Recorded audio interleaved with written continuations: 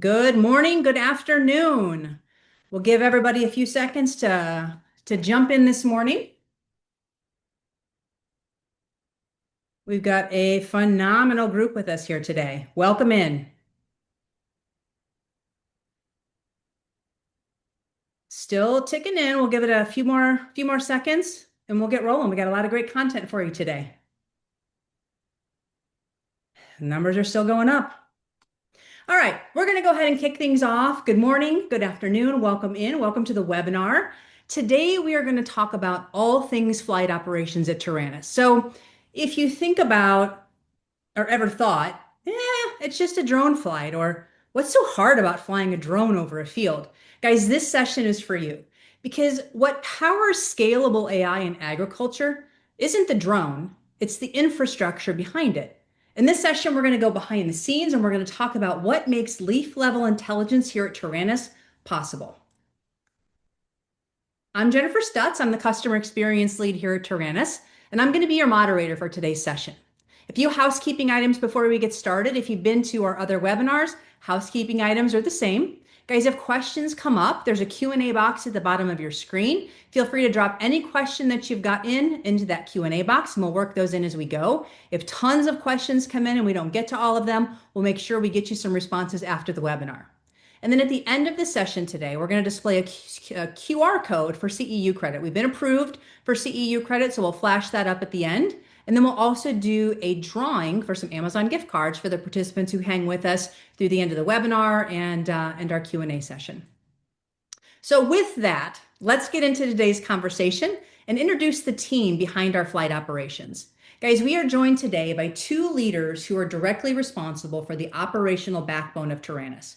We've got Joey Cline with us today. He's our Vice President of Operations, and we've been fortunate to have him leading this function for the past 2.5 years here at Taranis. Joey brings more than 20 years of experience building and scaling complex operational systems, and he leads that infrastructure that enables us to deliver consistent, high-resolution imagery across thousands of acres each season. We're also joined by Joel Fleischer. He's our Flight Operations Manager. Joel's been with Taranis for 5 years, and he also plays a very critical role in executing our flight network at scale. He works on the front lines. He coordinates pilots, manages timing across regions, and ensures that every single mission meets the precision standards required to power our leaf-level AI.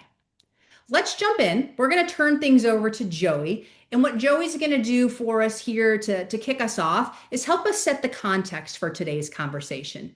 Joey, for anyone who might be newer to Taranis, can you briefly describe who we are and what we do at a very high level? Absolutely. Thank you very much, Jennifer. And hello, everybody. Thank you for joining us today. We really appreciate the time that you're dedicated to hear more about Taranis, and we hope you get a lot out of it. Taranis is a leader in the agri-tech business, and we take raw data that we collect throughout the fields that we do nationwide and have capabilities all around the world to do this service. And we help growers and retailers make earlier, more confident decisions, saving them time, capturing leaf level insights, and we do that at scale across millions of acres. We help people see what's happening in their field before they can see it with the naked eye, and in a very much more efficient time frame than you do with a traditional scout walking the field. Joey, can you tell us what makes Taranis fundamentally different from other approaches in the market, especially when it comes to scale and operational efficiency and the level of detail that we have here at Taranis? Absolutely. There's services. There's the old way of doing things. There's some people trying to dip their toe into this field. Taranis has been developing this technology and this approach, process, and solution for more than 10 years now to create a very fine-tuned machine that delivers value. Others may have drones. They may be able to take some pictures or source some satellite images. They may even be able to give you some analytics based on that or based on their own profiles. But no one else has all three of these in an optimized sense that bring together a full ROI. Our coverage capacity has been built again over these 10 years, allowing us an economy of scale that we can cover anywhere that you can think of, that not only provides that value, but it enables us to cover wherever our customer needs us to cover throughout the entire stage of the growth pattern. What I mean by that is we fly right after your planting date to give you a stand count all the way through your final pass so that you can see through the development of that crop as it's planted and take action accordingly. That's a huge value add that Taranis gives you is throughout the course of that crop's development, you're getting insights and you're getting actionable data that you can use to maximize your yield and maximize your results. Joey, we've got questions coming in already. I'm really excited to see the questions coming in. We offer our solution to our customers in the United States right now. A question that came in, Joey, if you could address we've got somebody that's a drone service provider in Europe, and they want to know if they could get access to our Taranis infrastructure and our service. We've actually performed services in Europe. We were doing a years long project in Germany. We've done proof of concepts in Peru and Argentina. We've got some potential business arising in Canada. We've done operations in Brazil. And what I'm getting at is it's not a checkbox so you can see all the places Taranis has put their foot down. The capability of Taranis is global. Our focus right now is the United States and the massive opportunity that brings. But based on an opportunity that comes to us, we'd be glad to talk to you in an individual standpoint, and we can definitely investigate where our services are best deployed. Thank you. In my customer experience role, Joey, I've gotten out and talked to a lot of customers about who we are and what we do at Taranis, and a lot of people who aren't customers. And I think sometimes people think, drones are magic. Can you give everyone a high-level overview of how long it took to develop the technology that we're leveraging and utilizing for our solution here at Taranis? Yes, and I'm really glad this topic came up because it is a area of opportunity for everybody to understand. AI and drones have been around a little bit, but it's developing technology. People are still getting used to it and familiar with it. Taranis' overall solution, because it's so much more than just the drone flights alone, it's been built through rigorous continuous improvement process, rooted in the R&D and the millions and millions of acres that we fly every year that we've done for more than 10 years.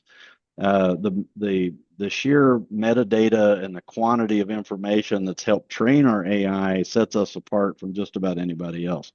The database of information that we have is absolutely world class. But doing this over the past 10 years, one of the keys to Taranis's success is our partnerships with our drone pilot network and with drone providers. We have access to more than 20,000 pilots to be able to deploy that are all qualified. Just as a quick side note, Taranis only flies enterprise level drones that require the Part 107 certification from the FAA. There's no hobbyists, there's no part timers, there's no toy drones that you pick up at Best Buy. These are all top of the line equipment that we put over your farms and over your acres that enables us to capture the resolution and image quality that leads to the quality insights that we have. But we fly over all of your fields. There's a physical pilot that goes to these acres and flies these in person. We had a misconception once I still find humorous. They thought we flew a predator style drone thousands of feet over the land at 500 miles an hour from 1,000 miles away, and it just doesn't work like that. It's very hands-on. We're there in your field, helping you see the conditions, helping you see the opportunity, getting that leaf level resolution that leads to the insight reports and the recommendations that we can deliver to you. So it's so much more than pushing a button. There's a whole dispatch operation, there's center of gravity resource allocation that comes in, all driven by when the customer gives us those fields and gives us those planting dates, that sparks the entire season, and the entire operation works off of those pieces of data to deliver you the ROI and the yield improvement that you're looking for. Joey, that's really helpful context, especially understanding the years of development and the infrastructure behind this technology. I think, in short, the takeaway here is drones are not magic, right? But from the outside, when we think about our guests listening in today, none of that's really visible, right? What most people see is a drone flying over a field and then images magically showing up in our platform. I want to kind of shift gears a little bit and talk about why this looks easier than it actually is. So, Joey, when you talk to growers or retailers about what we do, can you tell us from your perspective, what's the most common assumption that you hear about drone flights or aerial imagery or the imagery that we provide?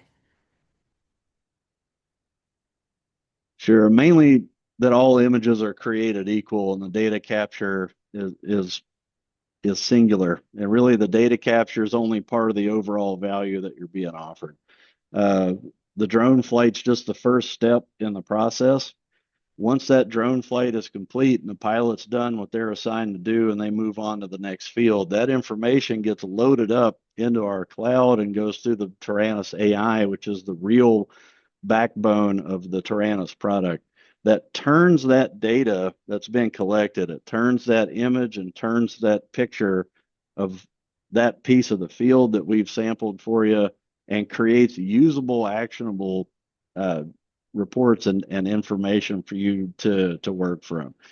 It eliminates a lot of the former time spent and it alleviates the strain that you might have in terms of workload and burden and time constraint that we all work under.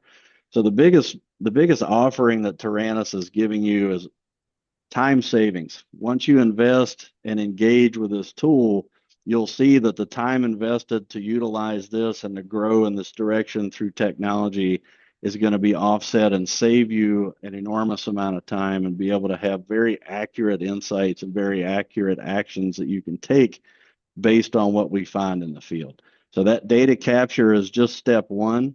And then everything that happens after that to generate that customer experience that you're looking for and that result of the time invested in working with the Taranis tool, that is when that's realized. Joey, why do you think this work here at Taranis that we do appears easier than it actually is? Sure, I'm going to use an analogy for this one. I hope people can somewhat relate to this even indirectly. The hardest part is what I was mentioning a minute ago. It's everything you don't see. That's why Taranis is a full service partner because we take care of this. You don't need to see it and you don't need to worry about it.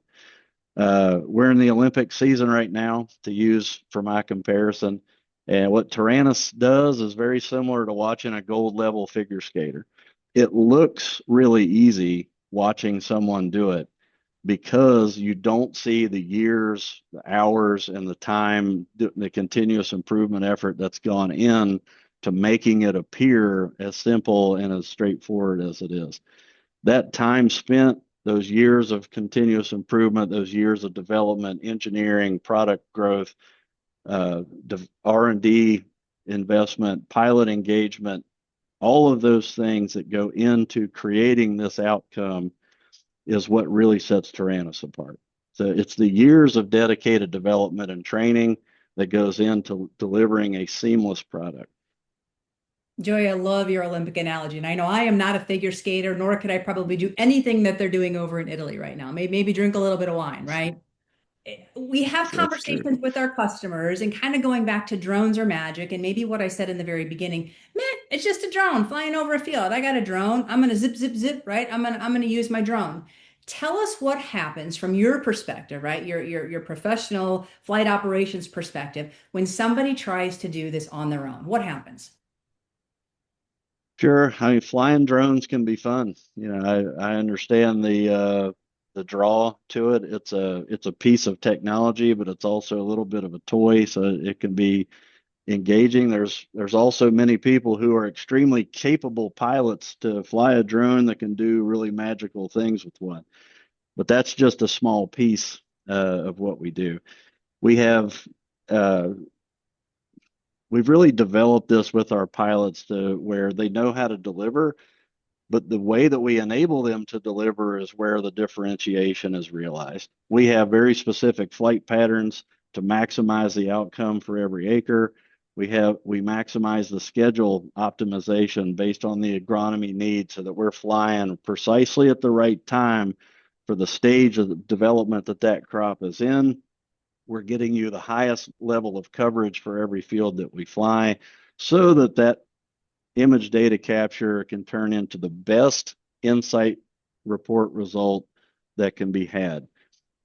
Typically, what we find with someone who wants to do their own flight is they're erratic, they're inconsistent, and it's not on purpose or a failure of that pilot. It's just flown differently because the goals might be different or there might be a different perspective on the reason it's being flown. We want to make sure you're getting the story from the entire area that we're flying versus concentrating on a singular topic. You might have the concern of a weed where we want to find the weed, we want to find the insects, the nutrient deficiency, the disease, everything, because we're delivering you a total package solution versus an isolated perspective. So the real value in Taranis providing this service is that we're providing you this service as a full service partner to you so that you can focus and concentrate on what you do best, and that's managing the farm. Joey, I think that's an excellent answer. And when I think about when our missions have to be flown and people that try to do it on their own, it's typically at a time when the season or you're at peak season and people are really, really busy, right? Can you talk about and elaborate? I know you've alluded to it, how important time and consistency is in this work and why it's often underestimated. As everyone on this call probably understands, Mother Nature doesn't negotiate. She gets whatever she asks for. Uh, that means that our dispatch and our methodology of rolling this out and having everything ready when the opportunity presents itself is critical. Once an opportunity is missed with Mother Nature, it's gone. If you're looking for a stand count from Taranis and we arrive too late or the pilot arrives too late because it's been done as a self-service, you can't rewind the clock and have the plant retract itself so that you can go back and do that. Timeliness is critically important. If you find a nutrient deficiency, weeds, weed pressure, diseases, the earlier you detect these, the more controllable they can be and the better action you can take, the more cost control opportunity you have to manage whatever situation may or may not be found. Now, let me touch on that for a second, Jennifer, if I could. Finding nothing also has value to our farmers and our customers because that means they can move on to the next thing they want to deal with and handle. It's basically a green check mark of that field is good to go. I don't have to worry about additional actions or treatments on that field. So it's not just the things we do find, it's also the understanding of when we don't find anything to uh, uh, alleviate that concern from the person. But when we get those planting dates and those field boundaries that are critical, the better timing, it's one of those things where complying to those requests by the customer enables them to have an enhanced customer experience because it makes everything work smoother and better. But when those planting dates come in, Taranis has top tier agronomists that go in and set the cadence. That's for every pass that we're going to do through the season for you is based on a very agronomically necessary timing so that we capture that at the most opportune time each time we go through. So combining those delivery windows with the agronomic development of the crop and the 24-hour SLA turnaround time by the time we fly, that's another misconception. Let me pause for just a second. That's something to make very clear. When we fly these fields, the pilot uploads that information by that evening, that night, when the pilot's completed his flights for the day. Then that turns around and you get that report within 24 hours most of the time. That means you get timely, almost in real time information to be able to take those and take action from the information that you're getting. So just to reiterate, I've said it 3 or 4 times already. I apologize for the repetition, but the critical nature of this is important. The planting date information coming in triggers every step that we're talking about today and enhances the ROI that you get out of this entire experience. Joey, I think your explanations have been great, especially the Olympic analogy. And I think you're really focusing on the critical pieces that it takes to offer our solution and to do what we do well, right? When I'm hearing you talk about time and consistency, the song by Cher jumps into my head. If I could turn back time, we cannot turn back time here, right? So, at what point do people, or do you think people realize it really isn't about the drone, but it's really about the system behind it? Yeah, it's usually right after the first impression of Taranis.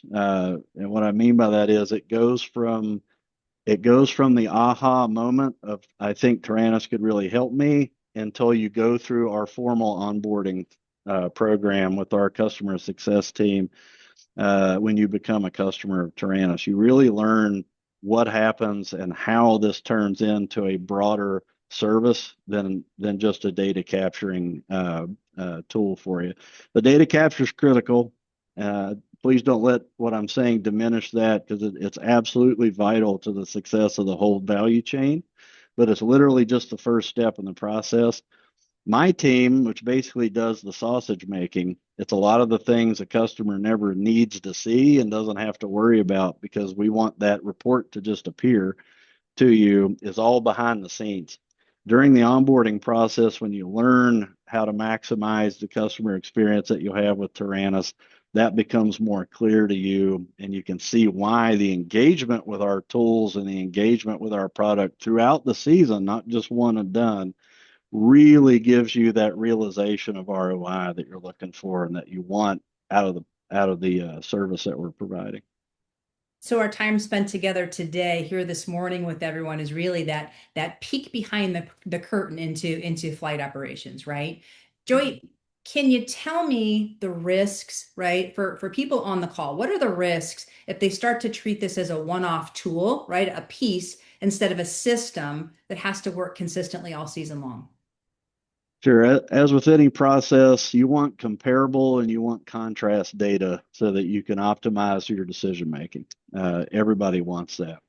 The value of Taranis is extremely evident when you're engaged throughout the season, but I can say it's enhanced to that next level when you have year over year. When you come back and you re-sign those acres and you re-sign those fields with us year over year, now you have year over year comparable data where you can look at yields, you can look at per acre, you can look at costs, any number of different things based on the actions that you took. And that's really where you're going to see the value come from our tool and our service. You need to have that engagement on a regular basis. Everybody wants to see the stand count results, and I understand that completely. It makes perfect sense. That's just the first piece as well. Remember the phenological stage lined up with our scheduled flight cadences throughout the year, which are consistent. We fly corn, we fly soy, we fly it all over the place from very warm environments to cooler environments. That's going to give you where is my farm, where is my acre at each stage throughout the entire season so you can manage that crop and manage that field to the maximum of your ability. Thank you. Joey, we had another question come in here.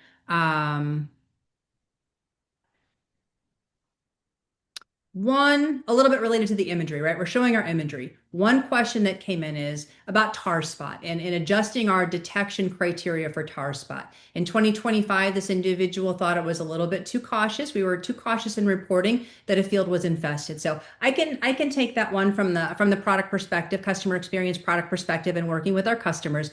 So, guys, last season, tar spot was flagged in roughly 30 to 35% of the disease images that we took holistically as a company and in providing that solution. And in most cases, in working with our customers, it was actually confirmed in the field. And a lot of times, very early, it was confirmed in the field. So, to answer that in short, we're continuously refining detection thresholds because we really want to balance early identification with practical field confidence. But our goal overall as a company is to identify risk signals early rather than wait until symptoms are widespread. So I hope that addresses that there. I want to shift gears a little bit. We've talked a lot about why this looks easy from the outside, but I want to dig into what all of this means for flight operations. Joey, thank you for providing this amazing pieces of information. I want to shift over to Joel. Joel, Let's talk about a day in the life of flight operations, right? You're the flight operations manager. Can you walk us through in general what a typical day looks like for your team during the season as Joey kind of laid it out? Sure. Yeah, I'm one of three flight operations managers. And for the flight operations team, during the season, the day really begins the night before. We're monitoring the field coverage, image quality from the pilot's flights that day. And as they're uploading their data at night, we're staying up late into the night. Again, just checking that data to make sure that it fits with what our ag team needs. Now, then our morning or our day continues when our team gets up in the morning. Probably, I would say, um, for us, it begins as soon as we wake up. We grab our phones and check what the latest is uh, on the quality of the data and the coverage of the field. So because and throughout the season, every day we're checking that 100% of the orders were flown the previous day. If they weren't flown, why weren't they flown, and when they're going to be rescheduled and flown. And that's just for the flight operations team at Taranis. I think the real, like Joey said, the sausage making, the actual flying is done by hundreds of pilots, and they're contracted by drone service providers. We refer to them as DSPs.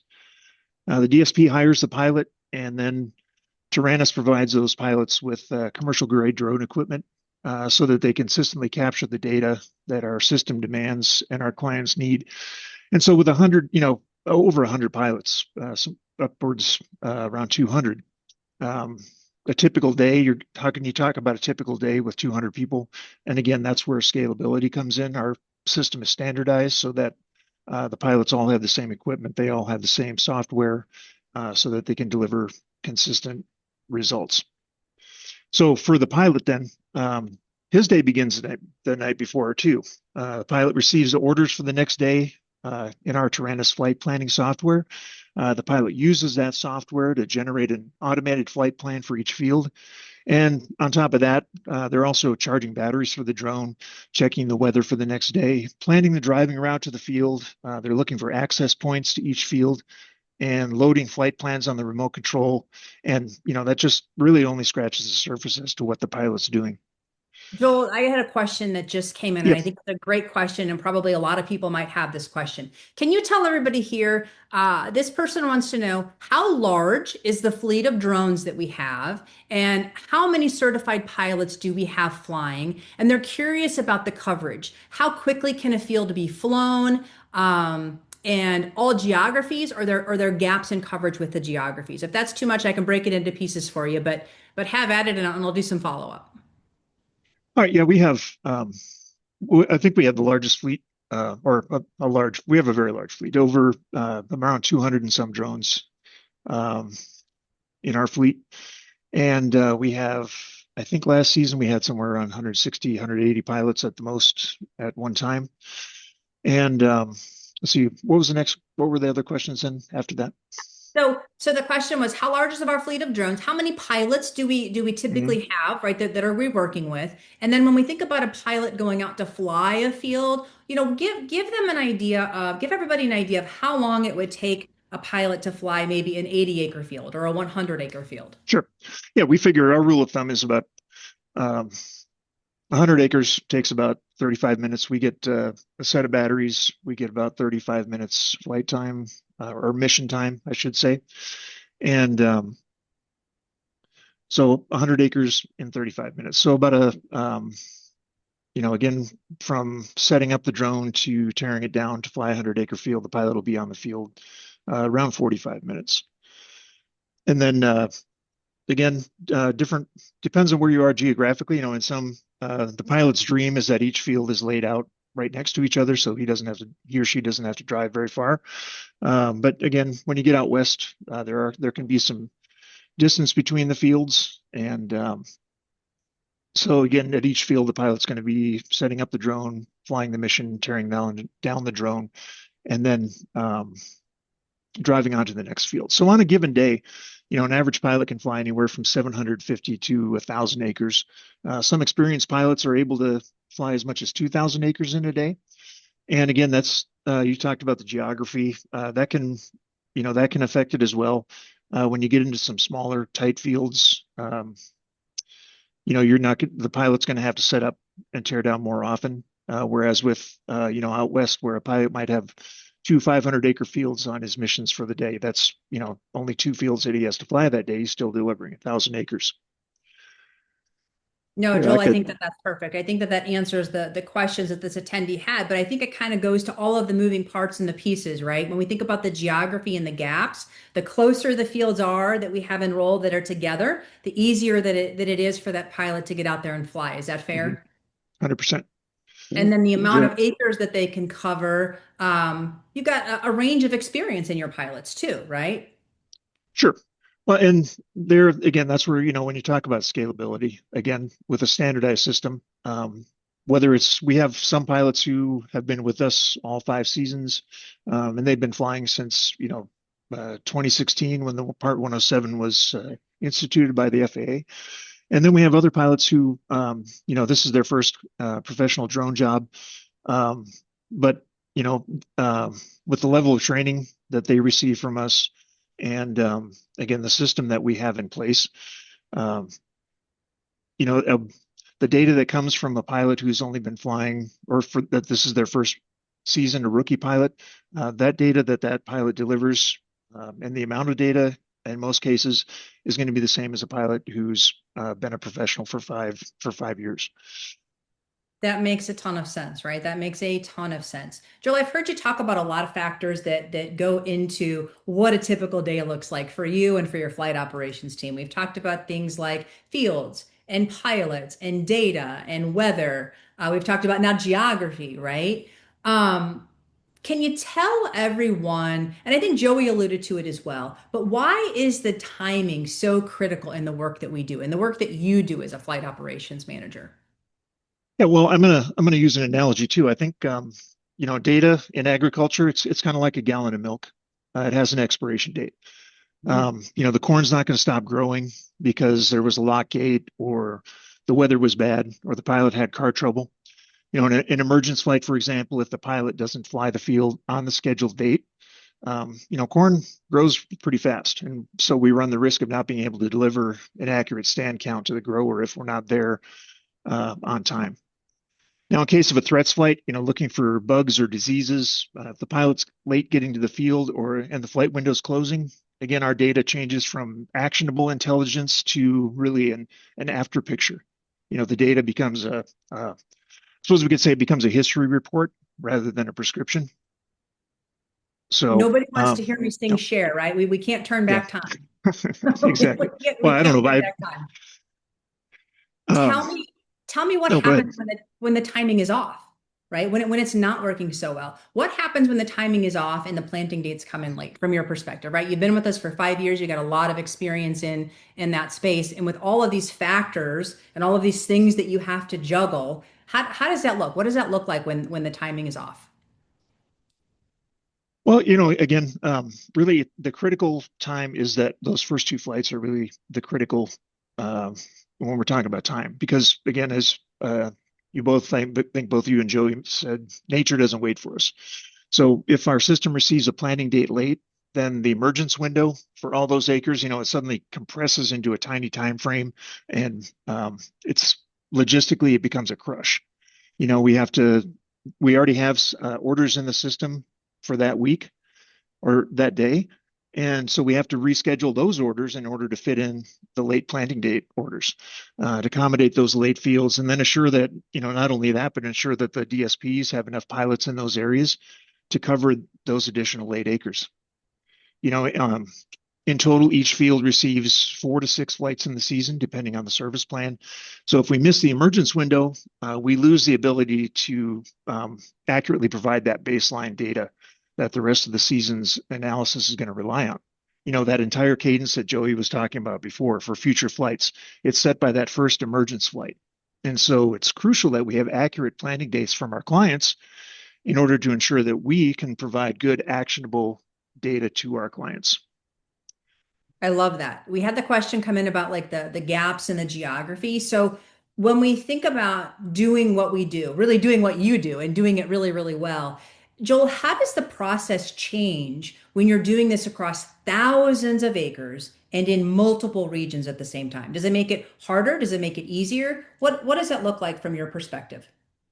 Well, there again, having a system, a proven system in place that's consistent across for each pilot. Managing one field, that's pretty easy. Managing a region, that's a challenge. At Taranis, our area of operations encompasses the entire U.S. Corn Belt and even farther than that. So, and that's where our DSPs come in. They're strategically located around the country to provide really a decentralized pilot model to ensure that we have boots on the ground, or maybe a better way to put it, drones in the air in every region at the proper time, on time, every time. So, for example, we're beginning operations in South Texas, and the rest of the country right now, I went outside today at 60 degrees and I said it feels like summer. Um, but, so in South Texas, they're already beginning operations. The rest of the country, it's only beginning to think about planting. And so when you think about that, some of those fields in the South, they're going to already be into mid-season flights when we're just beginning to fly emergence in Minnesota or the Dakotas or Michigan. So having a system that's developed and proven over several seasons across the country with a extensive network of pilots providing consistent data using our flight software guarantees that we can provide accurate, comprehensive data across those millions of acres uh, throughout the season across the nation, again, for every client. And so that's why it's I think before you said, ask Joey why it's so difficult for anyone else to deliver the same consistency at scale. As we mentioned, drones aren't magic. Uh, but they're not that complicated either. Almost anyone can fly a drone. But when the data capture and what you do with that data really is the issue. Only if you can guarantee sub-millimeter resolution across millions of images. I think we have the largest library of ag images in the world. And so in my opinion, only Taranis can provide that resolution and the data return consistently across millions of acres. Because when we talk about delivering at scale, we mean that while our operation is growing, every year we add more and more acres, we're still able to deliver efficiently and sustainably. Joel, So our I've got a great. processes, yeah, Oh, go ahead. Go no, ahead. well, let me just, yeah, no, our processes are standardized, and that's why it works. It works the same whether we have 10 pilots or we have 200 pilots. We're going to deliver the same product to our clients. And I think that dovetails right into this question that just bounced in. How does the pilot know when to fly the first mission on the stand counts from the planting date, right? How do we do that? We can't give away the secret sauce, but we can give you some high level information about how that works. The example that they gave is, hey, if there's a planting date of May 1st, and we've got tons of different hybrids of corn, some emerge faster than others, right? How do we calculate? How do we know? We get the planting date. How do we know when to kick off that first mission? Well, there again, that's the beauty of I think our system as far as the pilots go. I'm just a dumb pilot. I'm not an agronomist. Um, so this is really probably more of a customer success question, and that's again why it works. I think because the pilots fly when they're told to fly. The customer success works with the growers, works with the clients, the co-ops, and so forth to get those planning dates in, and then figure out at what point on the calendar we're going to start seeing emergence, and then those orders when those dates are in, when the planning date is in, and the system says, hey, you're probably having emergence right now due to different factors, temperature and everything.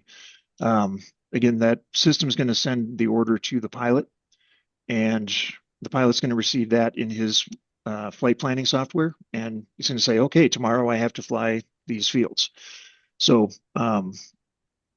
it's our pilots don't have to be agronomists to deliver the data. As long as as long as the information that they receive is accurate, then again, and they follow their orders, then we can deliver those orders on time. No, I think that that's perfect. And Joey, you can help me here. I can jump in and add a little more context to this. This is part of the secret sauce, guys, right? This is Taranis has a model and that model is run in the background. So the planting date, I'm glad everyone's picking up on this. The planting date is the key to success for the season because it kicks off the cadence of everything that's going to happen with regard to the missions. And what that model does is once it has the planting date, it's going to start tracking the GDUs and the weather to understand when the emergence of that crop is going to be. And then to what Joel is saying, then we've got a system that sends the order to the pilot and the pilot goes in and flies the field. Joey, do you have anything to add there with regard to once we get the planting date and the model and the kickoff? I do. I just want everybody to remember the Taranis' nature of we're full service. So operations is one piece of the Taranis internal solution that is involved. When those field boundaries and those planting dates come in, the agronomist team sits down. We go through the system that helps generate what that schedule is going to be.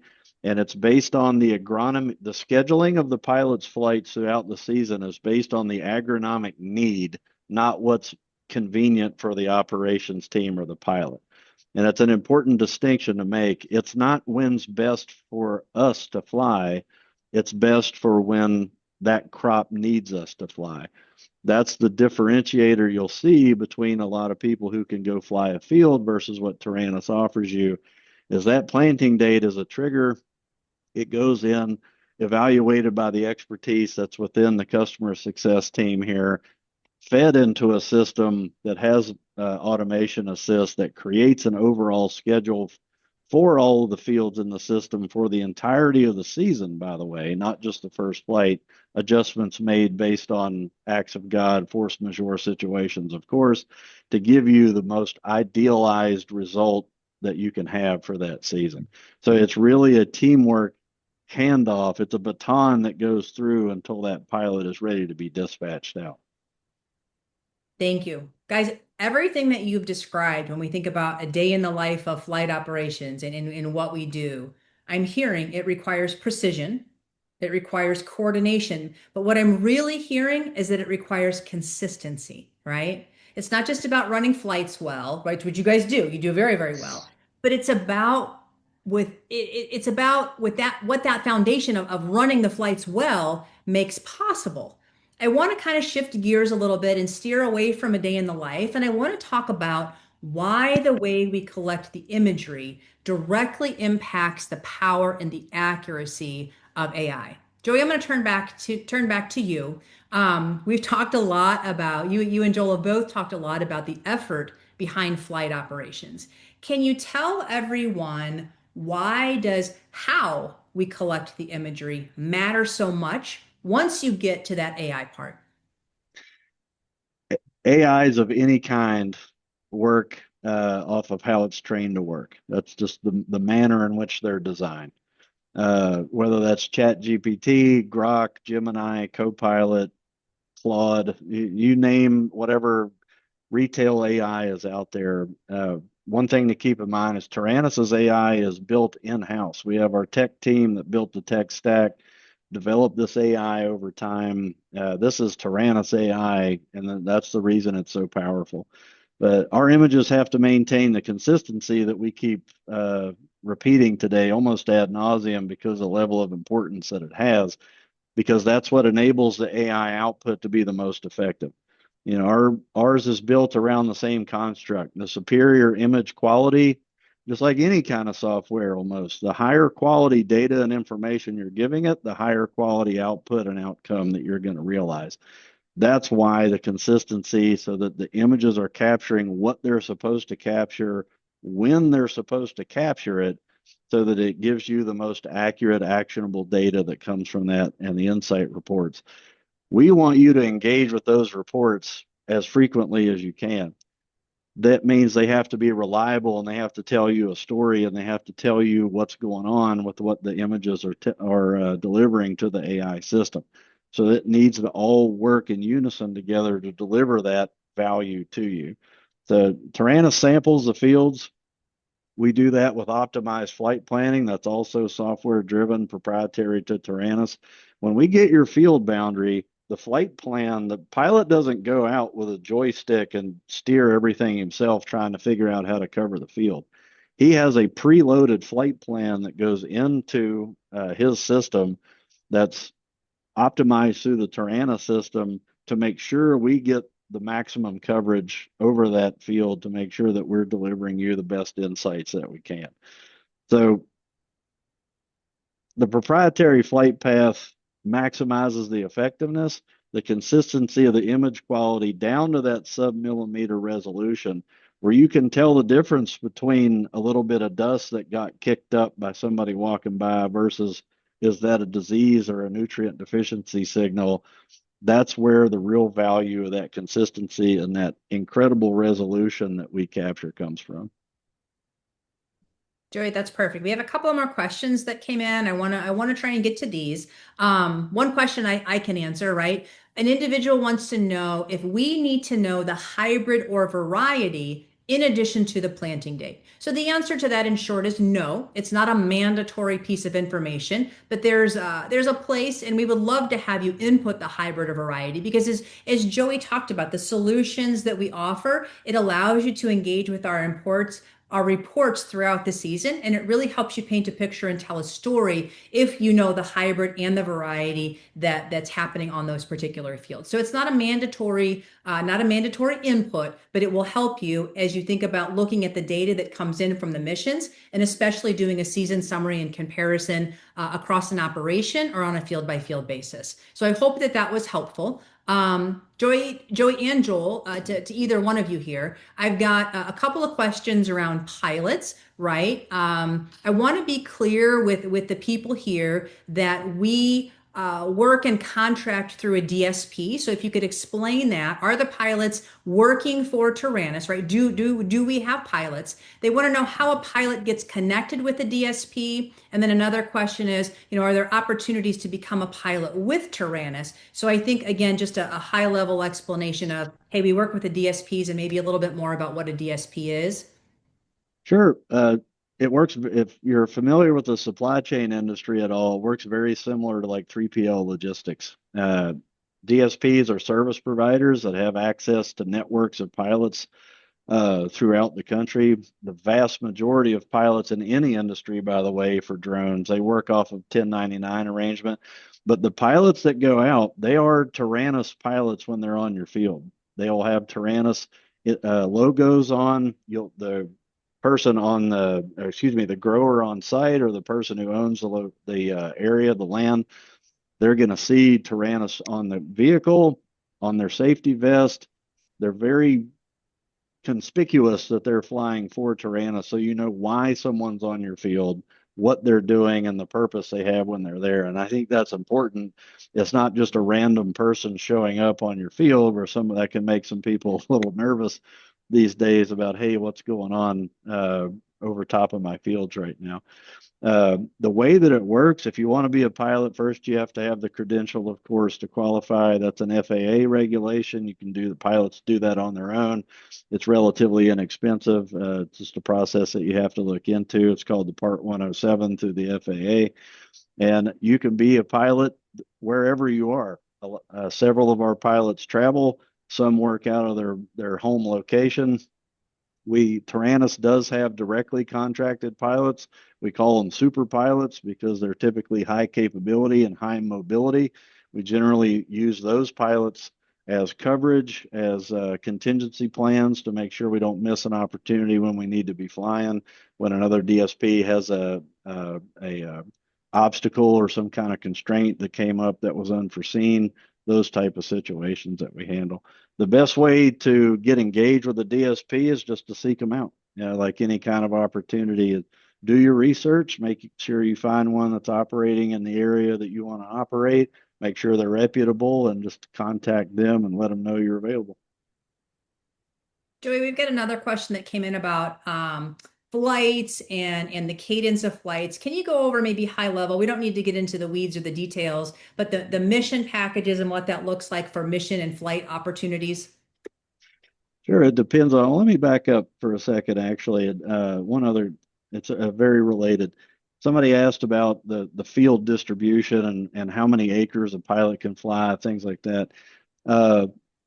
we look at something, if you're familiar, let me get just a little wonky for a second. If you're familiar with opportunity volume density ratios, and all that means is how much opportunity do I have in a given space? It's another supply chain global logistics KPI that Taranis utilizes.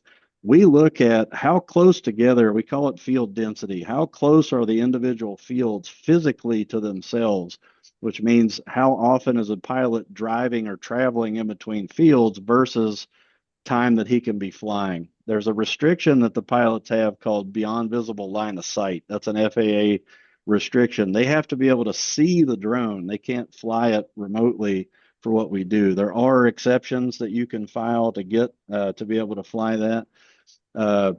We don't require pilots. They're rather challenging to get. We don't require pilots to do that. We take that density ratio to help us and the DSPs use a center of gravity method to know how to ideally locate where does that pilot need to physically be based so that he can touch the maximum number of acres. It's better for the pilot, the DSP, for Taranis, and for the customer, the more dense those fields are together. As Joel mentioned, you can fly an average 30 to 40 minutes to cover 100 acres. He gave you the general average that somebody can do in a day. The pilots are very aware of that because that's what drives their success for the season. So hopefully I touched on all the pieces there. I'm not sure. Did I miss any parts, Jen? I don't think so. I don't think so. When it comes to the cadences, it depends on which package you're under for Taranis, depending on the number of passes that you get through the year. In general, we look at 6 passes as being the best option for you, and that's the most common that we fly for all the crops that we fly. And all 6 passes means is that once the cadence is set from the emergence to the final flight, there's going to be 6 flights over that identical field throughout the season so that you can have decisions and findings as that crop develops throughout the season. So hopefully that clarifies what we mean by cadence and schedule throughout. No, I think that hit the nail on the head there. Guys, I want to be respectful of time. We've got a few minutes left. I want to make sure we get to our gift card, winners. We've got a handful of those, and I want to throw up the QR code that I'll do in a minute. But I do want to pose one last question to Joey and to Joel. I know we have covered a ton today. We've talked about, perception of flight operations and flying and images and all of those things. We've talked about execution. And really, we're trying to wrap it up and talk about the AI foundation behind all of it, all the things. I'll pose this to both of you. If you guys had to distill this into one key message for growers and for retailers, everybody on the call today, what would that be? Joel, I'm going to throw it to you first. Yeah, well, like we said, anybody can fly a drone. I mean, really, it's not rocket science. And anyone can take a picture of a plant. I mean, anyone can go out in the field with their phone and get a high quality image of a plant.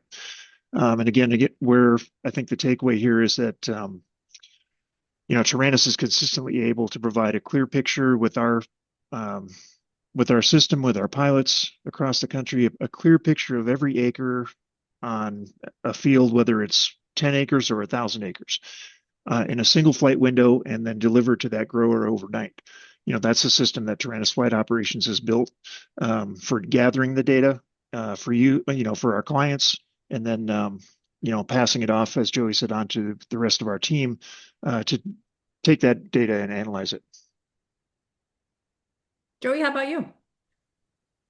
If I could leave a single takeaway from the day, I'd want it to be that all of these things that we've mentioned today, the guys for my operations team and Taranis in general is mutual benefit. Why are we talking about planting dates, field boundaries, consistency, image quality, our AI tool, the sausage making in the background? That's because the value that Taranis can deliver to you is supported by those pieces. If the customer doesn't have value, then Taranis doesn't realize any value. It's very interwoven between the two. We want to deliver the best data and the best findings that we can, because then our customers get the most out of everything you've heard today: the pilot scheduling, the dispatching, the optimization, the AI, the tech stack, et cetera, et cetera. We want that to turn into real results for you. So we want to help you understand what enables us to be successful in gathering that and delivering that to you. So it's very much a partnership, and it's very much a long-term arrangement that yields the best results for all of our customers. Thank you, Joey. Are there any final questions anyone wants to put into the Q&A? I think we've answered most all of them, or answered all of them, not most all of them. We have answered all of them. If there's any burning questions, please feel free to drop them in, including, we could do a little share karaoke to wrap it up. Guys, I've been blown away by the attendance. Been blown away by the attendance here today. I appreciate your time here today. I hope it was an opportunity to learn a few things about flight operations, a little peek behind the curtain here at Taranis. A huge thank you to Joey and Joel for sharing the depth and the discipline behind what they do in flight operations. And again, thank you all for today. At the end of the day, flight operations is what makes the data possible. But remember, and Joey and Joel both alluded to it, the AI is what turns the data into real field impact. And I think that's a big takeaway today. Remember, the leaf level imagery isn't just high resolution and cool. It's the foundation that allows our AI to get smarter and more accurate and more valuable to you throughout the season and season after season. That's all we have for you today, guys. I have thrown up the QR code. If you need CEU credits for your CCA, scan that, take a screenshot of it, and we will go from there. We'll do some gift card drawings. We've got $25 gift cards from Amazon. We're doing the drawing now. We got a random thing happening. If you're chosen for a gift card, we will get that gift card out to you at the email address that you have shared or you've registered for the webinar with. So we've got 5 gift card winners. I've got Michael Johnston, S-T-O-N. I've got Kate Welsh. I have Jason Biesenhers, Scott Whitfield, and Nicole Krambeck.